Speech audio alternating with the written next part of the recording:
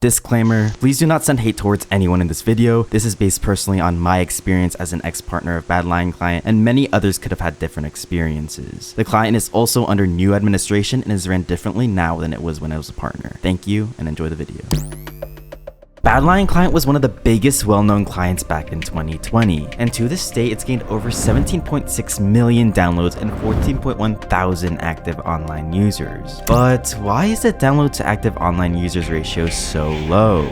With the rise of its competitor client LUNAR, Badlion faced some intense competition. But what happened to Badlion client's well-known content creator partners, and why did they stop promoting it? Today, we're going to be diving into the failure and scandal of Badlion client.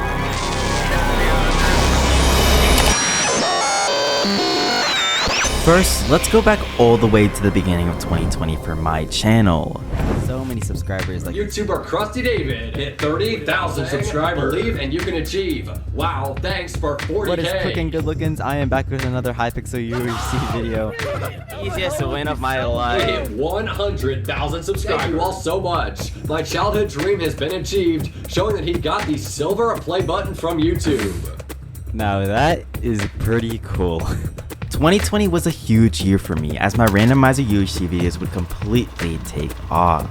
Now with this being said, many Minecraft clients will reach out to you in hopes of grabbing a partnership. And at the time, Badlion client was the biggest client, and I saw this as an opportunity to seize, but as a 17-year-old, I didn't know what lied behind the partnership and how much they didn't tell us. For context, Badlion partners would receive 50% of profits with a code and 25% of profits with no code, and this is all through designs that partners made themselves. A YouTuber by the name of SuchSpeed, who was an ex-partner of Badlion client, talked about the unfairness of payments in a video, which I'll include a clip of here. Started leaving Badlion, myself included. Now there's multiple reasons why I chose to part ways with Badlion, the main one being their partnership program. Coming off of that point, another thing is that Badlion client partnerships instantly renewed every 6 months despite you knowing that it would, and that if we were to leave this contract, we'd have to wait 4 months in order to even basically get a new job or new partnership with another client, otherwise legal action could occur. Obviously, as a 17-year-old that was still young and didn't really know much about contracts, I signed and was happy I finally got a partnership with one of the biggest clients in the game.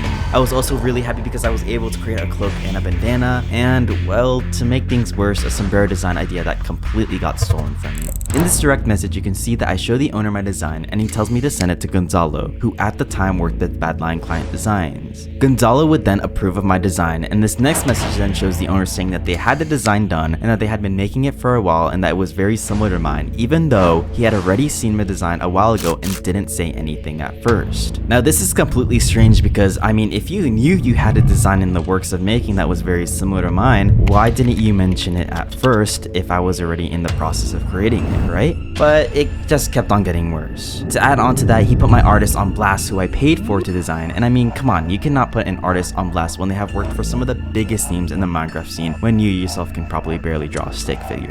This whole partnership now really started to not feel like a partnership and more of a money grab. And now they were not only disrespecting me, but they were now disrespecting others' hard, amazing work when they didn't even work for the company. As a 17-year-old, this partnership didn't feel right and fair, and had a contract that only seemed like a scare tactic to stop other clients from gaining traction and for Badlion's monetary benefit. Later on that same year, LUNAR client would then message me trying to grab me as a partner. And quickly off the bat, LUNAR client promised 70% of profits with no referral code to go directly to me, and there was no automatic renewal, nor was it stated that we couldn't go to another client if we chose to leave. Along with this, LUNAR client to me felt like it had more care for partners right off the bat and had a better client in regards to gameplay and feel, and was beneficial to both parties.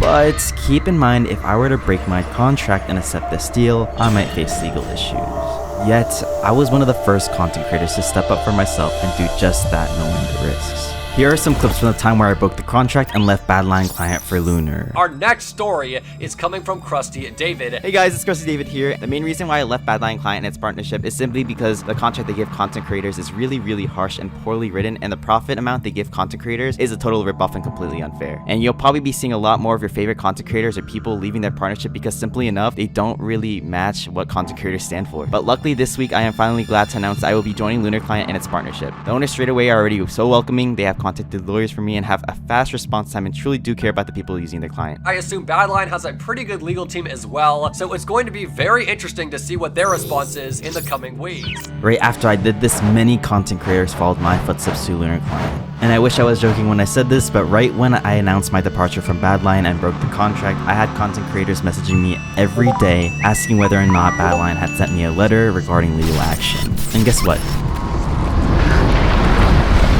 They didn't, which I think further proves that this was all just a scare tactic. The week after LUNAR messaged me with their offer, I went to Badlion management and told them I'd like to leave for personal reasons. The thing is, they understood but knew what I had planned, and there's a reason why they knew. A couple days before I messaged them, we were brought into a meeting with other Badlion partners at the time. Partners would preach for more of a percentage as talked about in SuchSpeed's video, as it was obvious to all of us that we were getting completely ripped off. Yet Badlion, after all of our complaints and even a business meeting with ESL owners, obviously refused. After all of this and the refusal to raise our monetary percentage, many creators left right after me, one after another. Many of the content creators that you see partnered with LUNAR Client now used to be partnered with Badlion Client. And at this point, LUNAR started catching up as they were now getting all of Badlion Client's old partners, thus causing more promotion for their client, which would then make them become the #1 Minecraft client and lead to Badlion's downfall. Finally, I was lucky enough to interview my great friend, boss, Forbes 30 Under 30 and LUNAR Client owner, Matt, to talk about the situation from back in the days. So first off, Matt, what were your plans back in 2020 to compete against Badlion Client? And did you know about the problems content creators like me face in regards to poor management, like the lack of consideration they had, and unfair payment by Badlion Client? Well, yeah, thanks for having me. Back in 2019, when we first launched LUNAR Client, we've seen what they had to offer. We saw what other people offered, and we genuinely believed we could do it better. We didn't really realize how content creators were being treated at the time until some people started speaking out against them and DMing me privately. I wasn't surprised, given Badlion's history, that people were being treated unfairly. And approximately how many creators do you think came up to you complaining about management later on when you found out, and partnership within Badlion Client? I'm not sure the exact number, but it was a good portion of them, at least like 5 to 10. Some of them complained and, still stuck with Badlion because they were skeptical about switching over, which is understandable. LUNAR Client was still very new at the time. We were honest with people, like, hey, we're smaller than them, we're not as recognized, but we have a better product, in our opinion, and we will treat you fairly. For example, when we created our contract, I linked everyone a Google Doc. I asked our lawyers to go through the contract. We're not trying to do anything sketchy or hide any clauses in our agreements, so we're just trying to be transparent with our contracts. What was your biggest issue and pet peeve with Badlion Client? Yeah, I'm not sure if there's a way to say my biggest one without listing a bunch. I mean, Badlion Client, a lot of people don't know. I've been in the community since around 2014 when they purchased the Kohi network, which was one of the largest Minecraft PvP servers. Back in 2016, I was a platform admin on the server on Kohi. It was one rank below owner, which was Purples and Ritsukami. They bought the server, which was later exposed for $1, and they completely took advantage of Purples. They shut down HCF, and then they fired the Kohi owner. That actually led to the creation of the Ultra Network. Ultra Network was a UHC server, and I was a manager there. I worked directly with the owners, and we competed heavily with Badlion. At the time, I think we were overtaking their UHC games, and that was mainly because all of Badlion's content creators that were recording UHC on there switched over to Ultra Network because, very simply, we treated them better, and we gave them a better server to play on. Would you say that a big reason LUNAR Client took off was because plenty of these content creators followed similar footsteps that I did? Well, I think a lot of things contributed to LUNAR taking off. Content creators definitely helped 100%. They're an invaluable asset to our team, but also, we capitalized a lot on the fact that there simply was not a great product. Yeah. It's gotten much better now. Coincidentally, it does look still a lot like LUNAR, LUNAR Client really took off during the pandemic as well when people were at home. 100%. And we were able to release versions, I think 115 and 116. And then shortly thereafter, we surpassed Badlion Client and concurrent users and ultimately monthly users, and here we are today. Do you see Badlion Client as a threat, and would you still consider it as a big competitor, or do you feel like you're miles ahead of them now?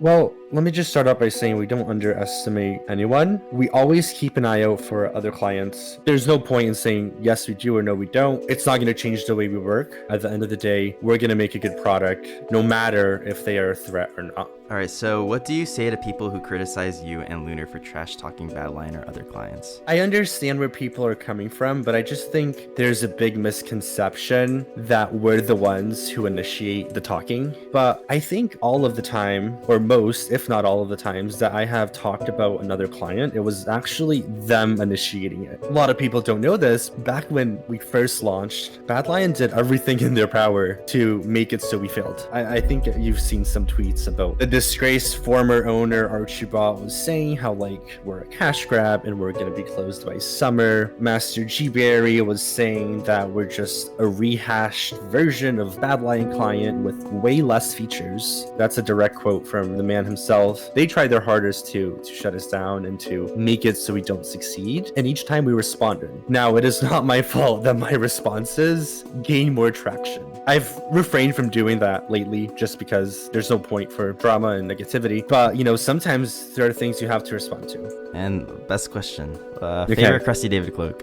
Oh boy, that one is hard. I'm in between the blue one and the white scenery one. Perfect. But I love the white one. It's like The white one's just perfect. so Yeah, the white aesthetic. one's Yeah. amazing. Any last words? Just keep an eye out. We're actively looking to innovate and looking to create new features for Lunar. For sure. And again, And is there, anything I like- said here is public information. I don't hate anyone. I don't, wish bad upon anyone. It's just at the end of the day, it's competition. And All right, thank you, Matt, once again for joining. of course, yeah. Thanks for having me. And to end this video off, the pedo allegations. Before Master G-Berry, there were pedo allegations in regards to the previous owner, Archibald. And as seen from this video, you can tell that, well, Badlion is never really ran by great people. In fact, at the time of recording this video had been up for quite a while, and suddenly this video got taken down, but luckily I was able to get the video again because they reposted it on Twitter.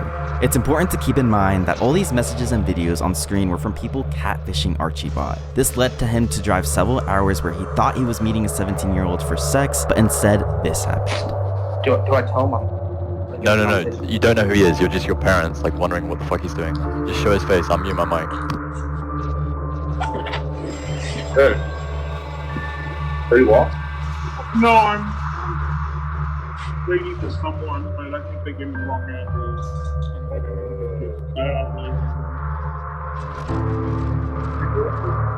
Well, I'm from. Oh, see. Yeah, this is totally. We didn't know he was in the being a pedo. Pedo, yeah. But we definitely knew that he would. This is nothing yeah. surprising to me at all. Except for Well, dude. stuff.